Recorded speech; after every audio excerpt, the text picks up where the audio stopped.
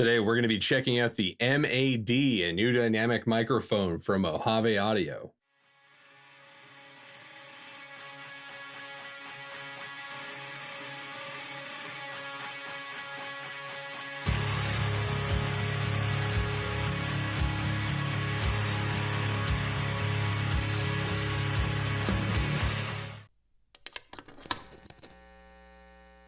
So the format of this video is going to be a little bit different. We're not just hopping right into an in mix like I normally do. I want to go over a couple of things with this and then do the in and out of mix back to back because there's some comparison stuff going on. And we're going to do more than just having an in mix and out of mix with music. We're also going to hear this on my voice and compare it to an SM57. Now at NAMM, I was walking around checking out some of the microphones because, believe it or not, there is more than guitar stuff at NAMM. And I wanted to check out some of the microphones, and I wasn't really familiar too much with Mojave. I'd seen some of the microphones around, thought they looked great, but this was their first go at a dynamic microphone, and they were talking about it essentially as an SM57 killer, that this thing was so much more balanced and smooth. It didn't have that spikiness, especially on the upper mid-range, that could sometimes make people sound nasal or not how they wanted. So I was definitely interested in checking it out. So I actually hit them up saying, hey, I'm interested in checking it out and seeing specifically how it does on a guitar amplifier, comparing it to an SM57, but I also want to have it on my voice and just, kind of talk into it and compare it to an SM57 as well. So, you guys could all hear how it sounds and compares to something that a lot of people considered an industry standard. And as you can see, they did send one over for me to check out. So thanks Mojave for that. It's a pretty cool mic. The first thing I noticed immediately out of the box is this thing is actually pretty big in comparison to say like an SM57. You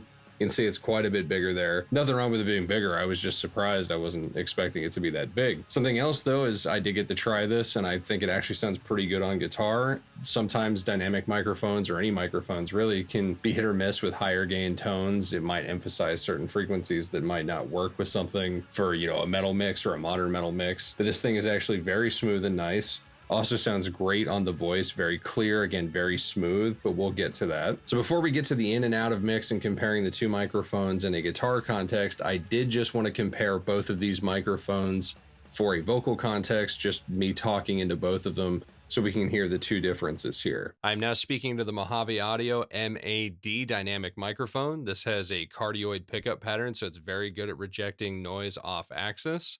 It has a frequency response from 30 all the way up to 15,000 hertz, and I will be putting up its EQ chart here. Test 1, 2, 3, test 1, 2, 3. I am now speaking to the Shure SM57 dynamic microphone. It also has a cardioid pickup pattern. It has a frequency response of 40 to 15,000 hertz, and I will be showing both its frequency response graph and the MAD frequency response graph for comparison. Check 1, 2, 3. Check 1, 2, 3. So now that we've compared me talking into both microphones, let's actually hear this inside and outside of a mix for a high gain guitar context. So I have my KM Mark III Schecter with a Lundgren M7 in the bridge going directly into my Engel Savage Mark II 120 watt on the lead channel. That's then going into my Iron Man 2 attenuator, basically so I'm not peeling paint in the house. And then that's all going into my KSR 412 cab, which has 4 Karnivore speakers in it, because that has quickly become my favorite metal high gain speaker, and because it sounds absolutely so killer for metal tones, I figured it was the perfect choice to show off the differences of these microphones and really how great they sound. Now I was reamping this using a radial reamp box to make sure that all the performances were consistent between all the different comparisons. That way the only difference was going to be the microphones. I also do have consistent mic placement, and I was able to attain this with a Z-bar and marking off on the guitar amplifier with some gaff tape to make sure I had everything consistent in the same spot. But it wasn't just one microphone spot. I did decide to do 2. I have that sweet spot that's right in between the cone and the dome, and because this MAD microphone is a little bit brighter, there's a bit more presence and clarity on the top end, it didn't seem fair to have it there and just have people go, well, it seems brighter.